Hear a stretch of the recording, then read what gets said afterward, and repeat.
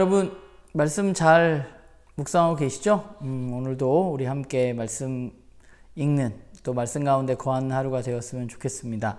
오늘 우리가 함께 읽을 말씀은 고린도후서 8장 16절부터 24절까지의 말씀입니다.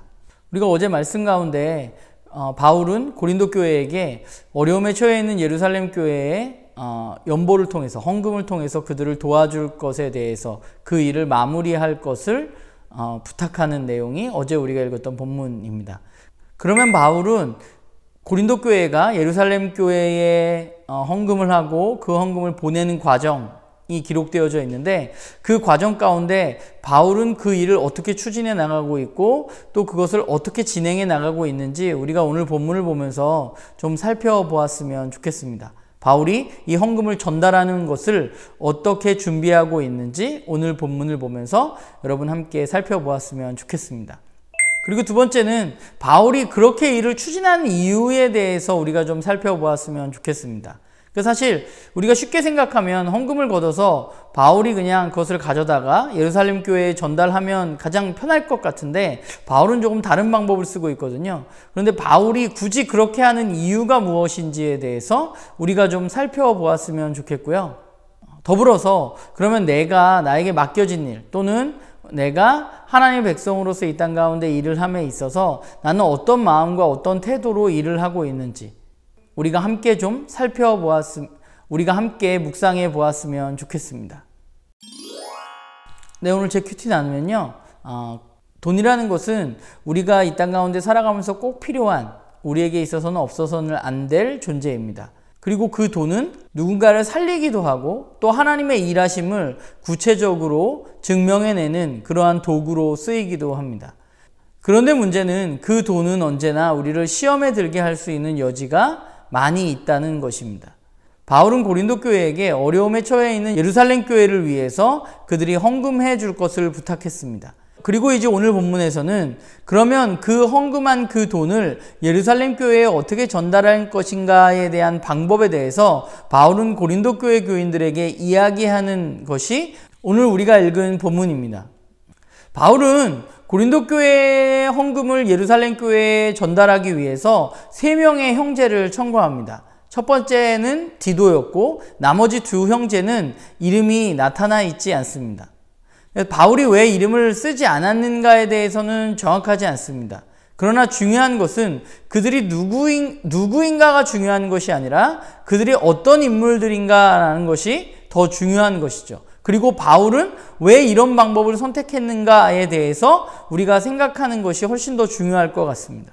바울이 우선 3명의 인원을 그 일에 함께하게 한 이유는 바로 이 선한 일을 하면서 그들이 사람들 가운데 비방당하는 일을 겪지 않기 위해서 그는 이렇게 한다고 이야기하고 있습니다. 바울이 그 헌금을 가져다가 예루살렘 교회에 전달해 줄 수도 있었지만 그렇게 하지 않은 이유는 오해의 소지가 여전히 남아있기 때문입니다. 바울은 이 일에 대해서 오해를 받거나 비방당하는 것을 아예 없애기 위해서 3명의 형제들, 1명이 아닌 3명의 형제들을 고린도 교회에 청구하고 그들을 보내게 됩니다.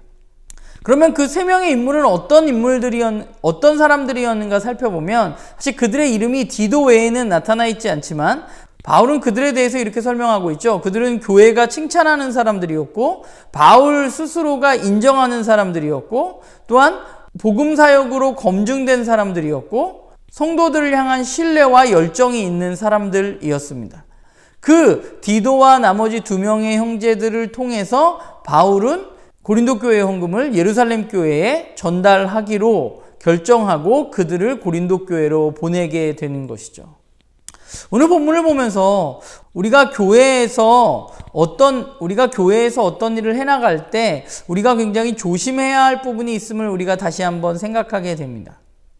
특별히 돈에 대한 문제는 더더욱 그런데요. 교회에서 어떤 일을 해나가는 데 있어서 많은 사람들이 좋은 게 좋은 거지 라는 생각 또는 은혜라는 것을 이야기하면서 그냥 얼버무리면서 대충 넘어가는 일들이 아주 간혹 있는 것을 보게 됩니다. 그러나 오늘 바울의 이 사역의 형태를 살펴보면 바울은 그런 것들을 원천 봉쇄하고 있습니다. 왜냐하면 이 선한 일을 하면서 사람들에게 비방받거나 또는 오해받는 것이 올바르지 않기 때문입니다. 특별히 바울은 21절에 보면 뭐라고 이야기하냐면 우리가 주 안에서뿐만 아니라 사람 앞에서도 선한 일에 조심하려 함이라 라고 이야기하고 있습니다. 우리는 선한 일을 하는 가운데 있어서 하나님뿐만 아니라 사람들에게까지도 조심하면서 우리는 일할 필요가 있습니다. 왜냐하면 선한 일을 하다가 그 선이 작은 오해를 통해서 가려질 수 있는 가능성이 여전히 남아있기 때문이죠. 하나님의 영광을 위한 일인데, 영광을 드러내는 일인데, 우리들의 부주의함으로 인해서 하나님의 영광을 가리울 때가 있기 때문입니다. 생각해보면 고린도 교회가 예루살렘 교회에 헌금을 보내는 것이 얼마나 아름답고 선한 일인가요? 그러나 우리는 언제나 선한 일을 하다가 교회가 시험에 빠질 수 있다는 것을 기억해야만 합니다. 의도가 어떠하건 간에 그 과정에서도 누가 보더라도 투명해야 하고 누가 보더라도 고개를 끄덕일 만하게 우리는 하나님의 일을 해나가야 하는 것이죠.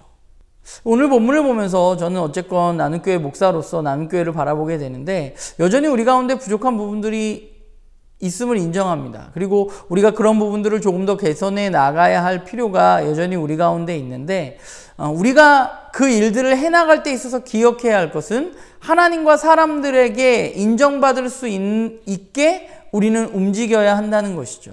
우리가 선한 일을 하면서 하나님이 드러나실 수 있도록 우리는 움직여야 합니다. 그래서 더 투명해야 하고 더 조심스러워야만 하는 것입니다. 그런 면에서 오늘 본문을 보면서 저는 목사로서 좀 책임감을 더 많이 느끼게 되었던 것 같아요. 우리 교회가 어떤 일을 함에 있어서 우리는 어떠한 과정으로 어떻게 일을 해나가고 있는가. 그냥 선한 일을 하는 것만으로 좋으니까 빨리빨리 이런 것들을 해결하려고 하고 있지는 않은가. 우리가 정말 차근차근 이 일이 어떻게 해야 진짜 덕이 되는지에 대해서 고민하고 있는가 내가 하는 생각을 오늘 본문을 보면서 좀 했던 것 같아요. 근데 교회일 뿐만 아니라 우리의 일상의 삶도 마찬가지라고 저는 생각합니다.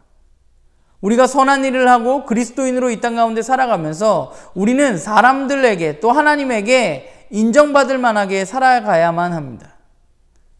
고개를 끄덕여질 만한 삶을 우리가 살아가야만 하는 것이죠.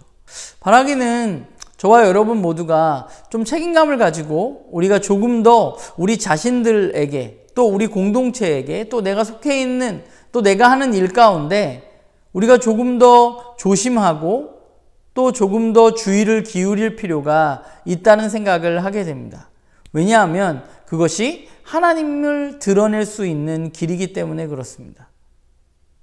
여러분들 오늘도 좋은 하루 되시고 오늘 하루도 여러분의 삶 가운데 선한 일, 하나님 드러내는 일들이 가득하기를 간절히 소망합니다.